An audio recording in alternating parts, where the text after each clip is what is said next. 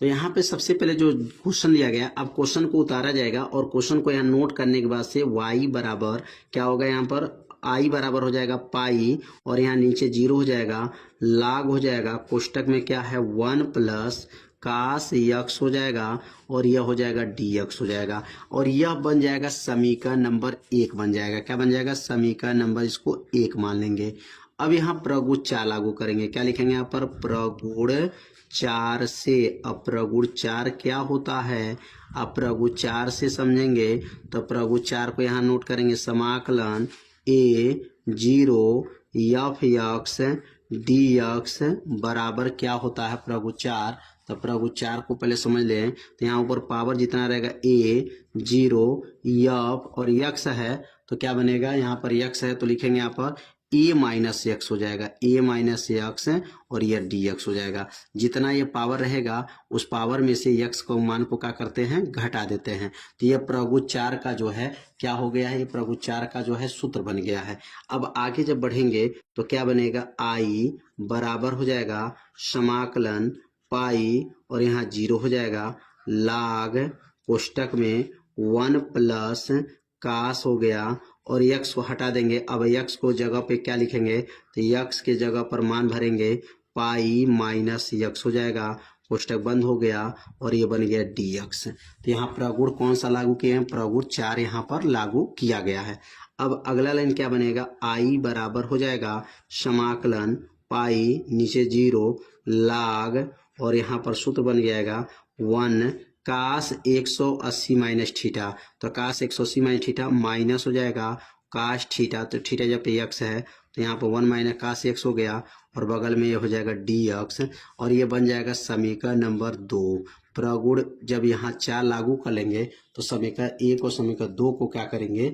जोड़ा जाता है। तो अब लिखेंगे यहाँ पर समीकरण 1 और समीकरण 2 को जोड़ने पर तो लिखेंगे यहाँ पर समीकरण 1 तथा समीकरण 2 को जोड़ने पर। तो समीकरण 1 तथा समीकरण 2 को जब जोड़ देंगे तो समीकरण 2 को जोड़ने पर जब जोड़ा जाएगा तो 1 i और 1 i मिल करके कितना i हो जाएगा? 2 i।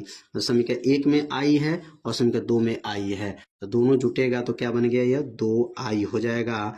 2 i समाकलन ऊपर पाई नीचे 0 और समीकरण 1 में क्या है? लाग 1 प्लस कास x है। समीकरण 1 में 1 प्लस लाग कास x है और समीकरण 2 में क्या है? लाग 1 माइनस कास x है। ध्यान दीजिएगा, ये समीकरण 1 हो गया और इस समीकरण 2 हो गया। दोनों को क्या किए हैं? जोड़ दिए हैं। जोड़ने के बाद यहाँ पे लिखेंगे dx हो जाएगा। समीकरण 1 समीकरण 2 हो गया।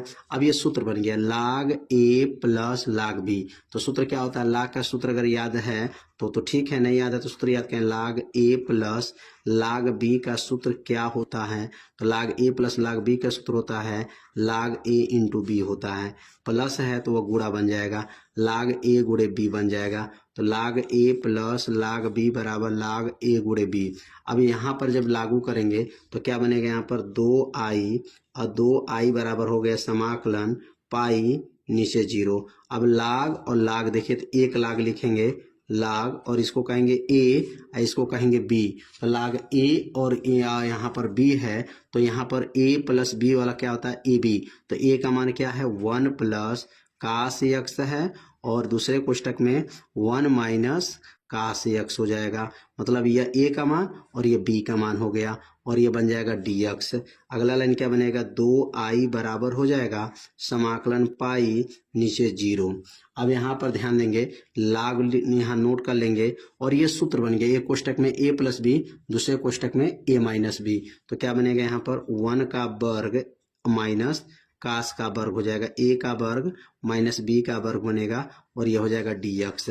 अगला लाइन बनेगा 2i बराबर समाकलन हो जाएगा पाई नीचे हो गया 0 और अगला लाइन बनेगा लाग हो जाएगा 1 का वर्ग 1 माइनस कास का स्क्वायर dx हो जाएगा। यहाँ पर dx तो 1 माइनस कास स्क्वायर, तो 1 माइनस कास स्क्वायर क्या बनता है? तो त्रिकोणमिति में यहाँ लागू करेंगे नियम। तो समाकलन पाई नीचे 0 लाग हो जाएगा 1 minus sine square, 1 minus cos square तो क्या बनेगा? साइन का स्क्वायर x dx हो जाएगा।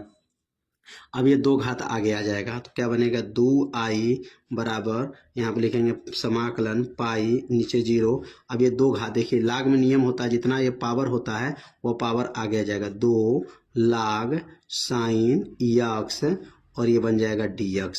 अब ये 2 बाहर आएगा लिखेंगे 2i बराबर, अब 2i बराबर 2 को बाहर कर लीजिए तो 2 बाहर आ गया समाकलन हो जाएगा पाई 0।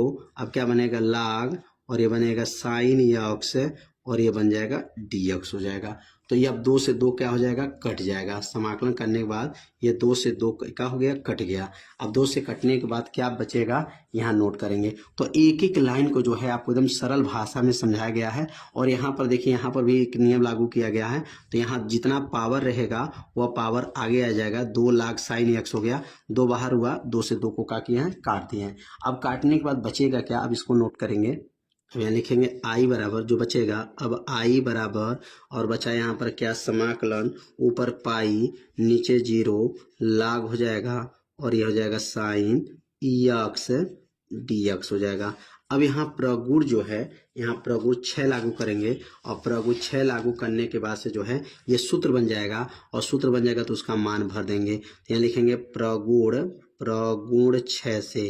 तो अब प्रगुण 6 क्या है, अब ये प्रगुण 6 से पहले समझेंगे कि प्रगुण 6 क्या होता है। तो प्रगुण 6 का सूत्र यहाँ पे लिखेंगे कि अगर समाकलन 2a है और नीचे 0 है और एफ एक्स dx है और प्रगुण 6 लागू करेंगे तो 2a का आधा हो जाएगा तो a हो जाएगा 0 और आगे 2 और समाकलन जो रहेगा वही हो जाएगा एफ एक्स dx हो जाएगा। तो इसी प्रकार यहाँ पर अगर प्रगुण 6 लागू करेंगे तो i बराबर हो जाएगा 2, ये 2 देखिए दिया 2 हो गया समाकलन a, ये 2a का आधा a तो ये पाई का आधा क्या बनेगा पाई बाई 2 नीचे 0 लाग हो जाएगा लाग और ये बन जाएगा साइन यक्स और ये हो जाएगा dx हो जाएगा। अब ये पूरा जो है ना ये पूरा सूत्र है, इतना जो है मान है और इसका मान आप लोग जानते होंगे क्या होता है मान। तो i बराबर हो गया 2 हो गया। इस पूरा समाकलन का मान कितना होता है तो ये पूरा मान रख दे रहा है, यहाँ से लेकर के पूरा मान बन गया। तो ये पूरा मान को जो है याद रखिएगा, अगर याद नहीं है तो अभी मान को याद रखिएगा। पूरा ये मान होता है -π/2 और क्या बनता है लाग 2 और यहाँ बेस ई रहेगा, ठीक ना। तो ये पूरा मान किसका है, यहाँ से लेकर के जो समाकलन किया लाग साइन एक्स dx का ये पूरा मान है। अब इसमें से कौन कट जाएगा तो ये 2 से 2 को काट दीजिए, क्या बचेगा i बराबर हो गया माइनस हो जाएगा पाई हो जाएगा लाग हो गया बेस ई और ये 2 हो जाएगा। और यही क्या करना था सिद्ध करना था। तो ये कैसे सिद्ध हुआ है आप लोग अच्छे से समझ गए होंगे। प्रगुण इसमें 4 और प्रगुण 6 लागू किया गया और लास्ट में ये सूत्र बन गया और ये सूत्र का मान यहाँ पे रख दिया गया। 2 से 2 कट गया -π लाग बेस ई 2, यही आपको क्या करना था सिद्ध करना।